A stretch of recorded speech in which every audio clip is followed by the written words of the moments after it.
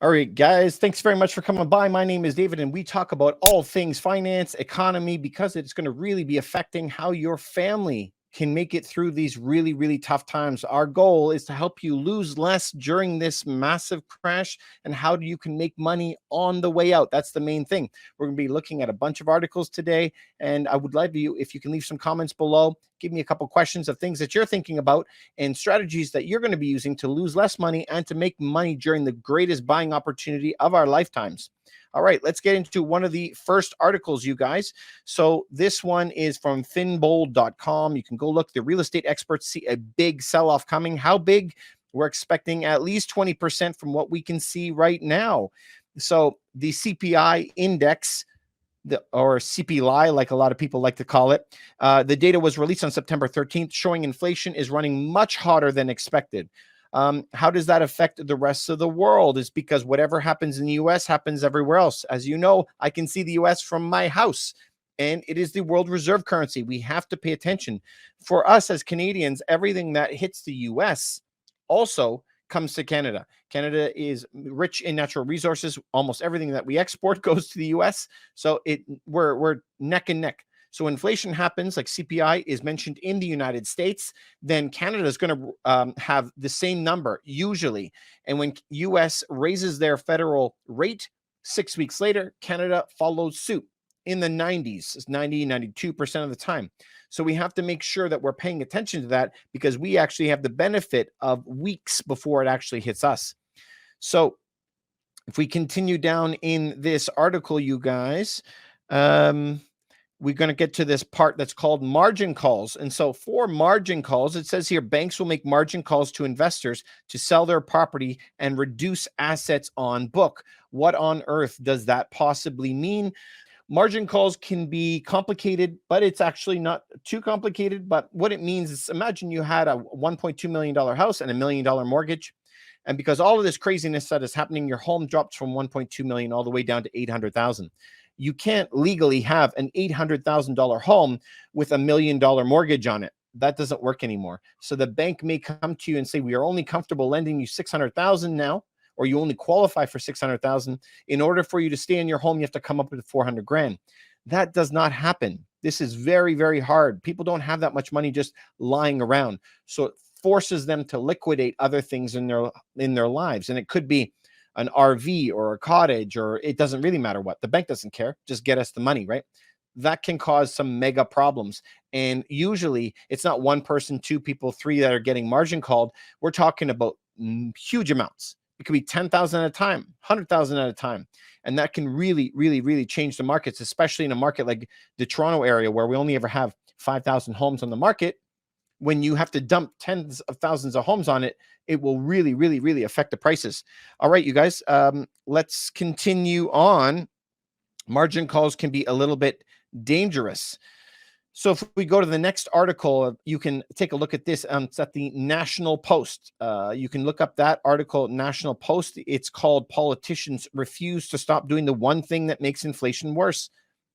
And so we are in a massively overheated economy, obviously.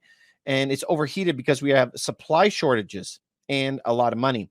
So if you look at it, it says Western politicians are mostly choosing to address the crisis using the one strategy that is guaranteed to make everything worse. Notice it's not saying Canada or the United States, Western, and it can include Japan and all of Europe and Australia. They're all doing the same thing. And in Canada, it's making reference to Canada that Prime Minister Trudeau claimed that the new billions will not contribute to increased inflation. All right, so our friend Milton Friedman, who Nobel Prize winning economist, said that money is always and everywhere a monetary phenomenon. That's what I lost the word. It's always and everywhere a monetary phenomenon, meaning that as we print more money, we are going to have more inflation. It comes back down to money supply. So every economist that ever learned any economics in high school, elementary school, we learn on the first day it's supply and demand. So when we look at the inflation today, it's easy for us to go and blame Putin, for example, because of the war that is going on there. And remember, out of the entire inflation number, which is very, very high, a portion of that is obviously because food prices have gone up so much because Russia and Ukraine are not making it, right? And there's shortages because of it. But there's another huge chunk of inflation that is here because of how much money the governments have printed. That's the part that no government ever wants to admit to. They always would like to find some scapegoat, right? So it's not, it's one person. It's one government. It's a blend of them all, right? So everyone's got to kind of take responsibility for what they're doing. But the idea that we are printing billions of dollars in a small country like Canada and saying that it's not going to affect inflation is kind of like Disneyland. You know, that's not true. All right, guys. So let's continue on. That gives an example of how inflation happens. And this one says, by helping Chantal pay for her food or gasoline bill with a government check, you hit John with higher overall inflation and Carlos with a higher mortgage payment as the Bank of Canada responds to more aggressive rate hike cycle. So this can just be a self-fulfilling prophecy. As you print money to help one class, it creates more inflation on everybody. Then you have to print more money to help again. And it could be this inflationary cycle. Any belief, the article continues, that it will ease inflationary pressures must have studied different economic textbooks. So funny. Inflation at its core is a problem of too much money chasing too few goods. Guys, we've learned this back in school. Too much money chasing too few goods. And if we look here, in just the first 12 months of the health crisis, Ottawa took out $381 billion in new debt, the equivalent of Canada's budget for the entire Second World War. So like I said, when we look at the total inflation numbers that we have, a portion of it absolutely is because there's shortages. A huge portion of it, we don't know. It's hard to argue how big. A huge portion of it is how much money we pulled out. Imagine just in the first 12 months borrowing as much money as we spent during the Second World War. And that was just during the first 12 months. We're now 2.5 years into this, right? So we have printed insane amounts of money, which is causing all of this inflation. Okay, you guys, let's jump into the next article that I have pulled for you guys. apnews.com. You can go look at this, that in response to all of this, the government needs a lot more money, a lot more tax money. And one of their ways they're planning to do it, Treasury recommends exploring creation of digital dollar. For all you guys who are following me, we have followed a lot of these articles before, and there actually is a CBDC tracking website. So that's central bank digital currencies. And we have over 90 countries looking into this. In some ways, it's incredibly smart. Think of how it works today, where the Bank of Canada has to give it to a commercial bank, which then gives it to you. You know, there's hundreds of thousands, in some cases, millions of employees that are helping that. In this case, if we had a digital dollar, imagine no printing of paper money anymore. In Canada's case, plastic money, no creating metal coins, no people working at the mint anymore. All those jobs would be gone, right? All the commercial banks, all gonzo, because now we would all have an account with the Federal Reserve. And in many ways, the Federal Reserve have a lot of control over people. Maybe they could control a lot more people evading taxes. That's a good thing. They could also control the currency through smart contracts, also in a lot of different ways, but they could also use it in ways that could hurt you, depending on wherever your feelings are on certain matters, right? So we can look at the agendas that they're in today. And today is very popular for environmental movements, which is a really good thing. But what are they going after? They want you to burn less fuel, eat less meat, and maybe not spend as much money on certain areas, but other areas they want you to spend more on. We know that when you have a welfare check, you can't cash it in at an alcohol store, or you can't use it to go and buy lottery tickets with it. So they would be able to enforce those things really easily just with a click of a button, right? If you were a person who had some kind of criminal activity, for example, they could make it so all your money doesn't work within 10 kilometers of your home. You would never be able to buy anything, which sounds good.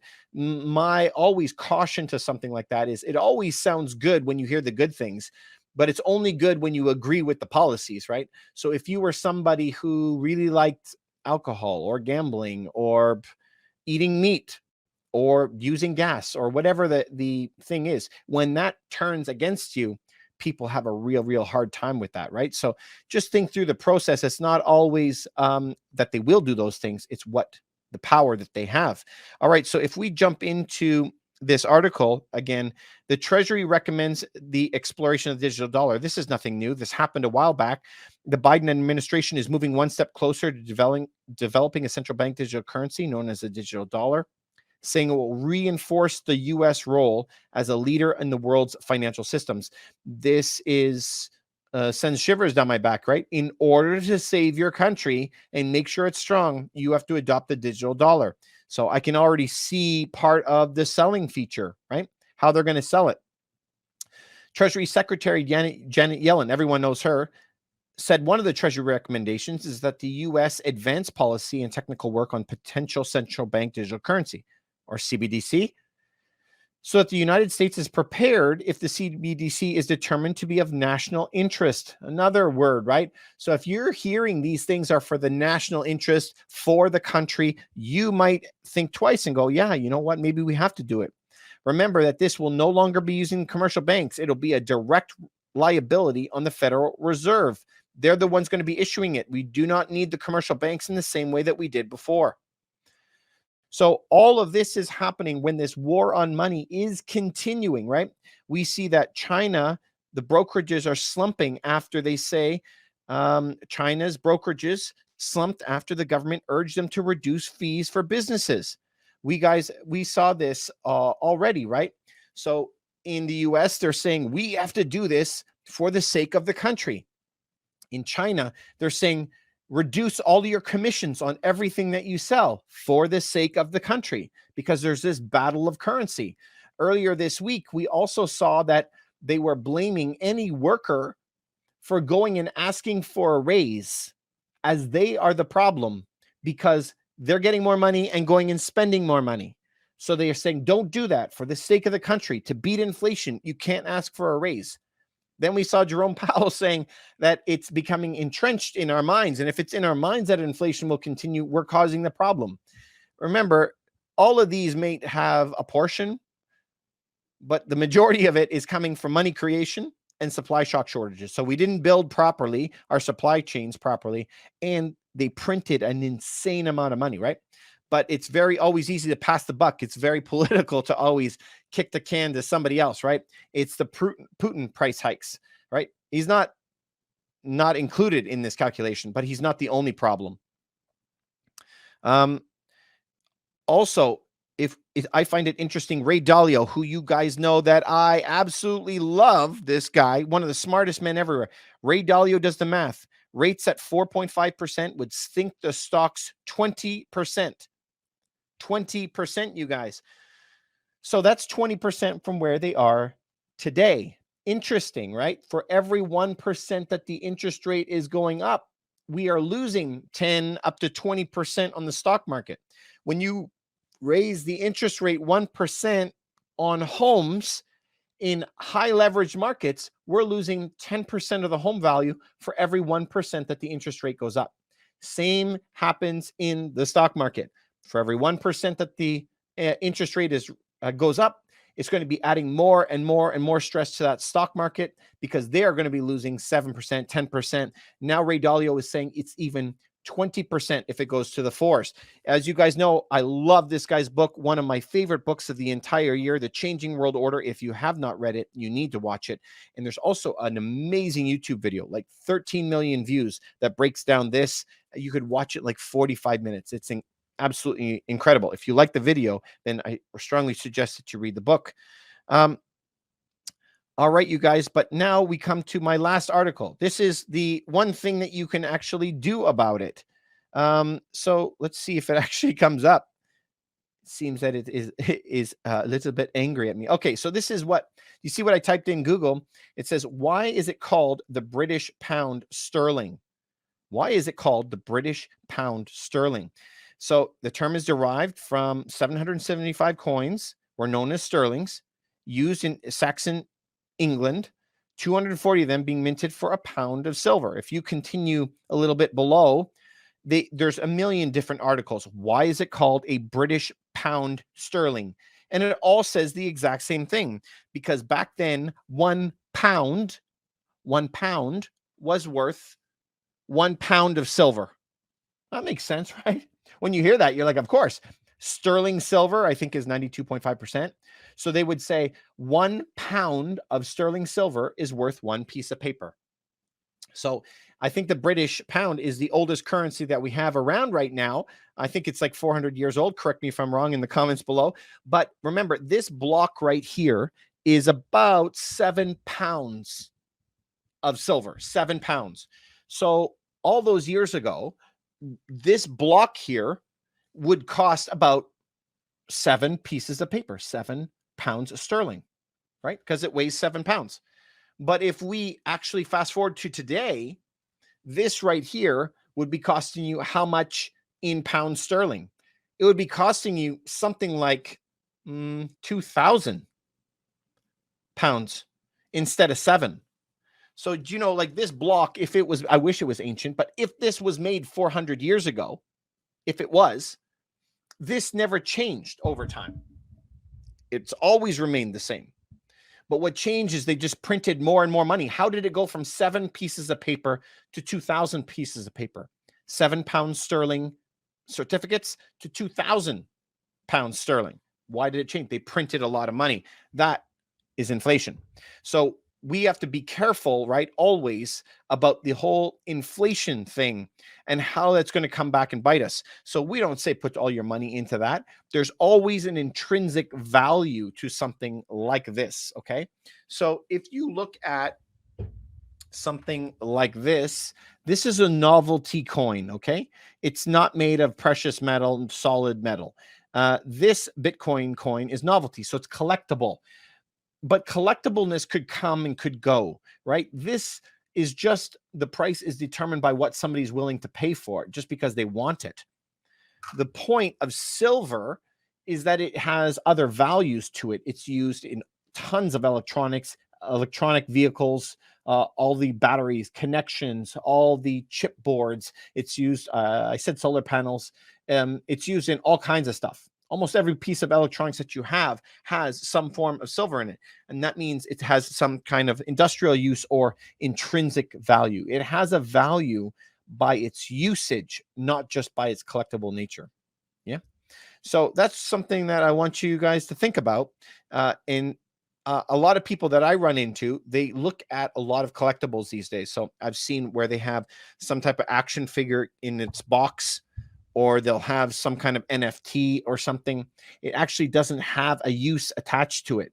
So their prices could be more volatile, whereas something that has an intrinsic value because of its usefulness somewhere in industrialness, then it has a different type of value attached to it. Something to remember, you guys. As you know, guys, I'm always here for your health, wealth, and happiness. I want you guys to succeed in this world and prevent a loss. If you guys are in a smaller home, the likelihood is that it's going to be better off. It's not going to sink as bad. If you're in a larger home, it probably, the price will be coming down quite a bit. Remember, the larger they are, the harder they fall. So the larger the home, the bigger the price drop. So if you were an empty nester or somebody who retired or whatever, and you're still sitting on a 4-bedroom home on a big lot, you know, that price probably will be dropping more and more, especially in a bigger city. But if you're in the smaller entry-level homes, those are the things that are generally protected. Anyway, you guys, as you know, I want you guys to continue going out, continue crushing it. I'm always here for you. If you have any questions, please leave it for me. And if you have any comments, I would love for you to leave them below. Please remember to just send this to one person that this could help. It would really mean a lot to me. And please remember to subscribe to this, leave a message, and hit that notification bell. It really means a lot. Thanks so much, guys. I'll see you in the next video. Hey, you guys, thank you very much for staying to the end. If you like that video, you might like this video, and you might like this one too.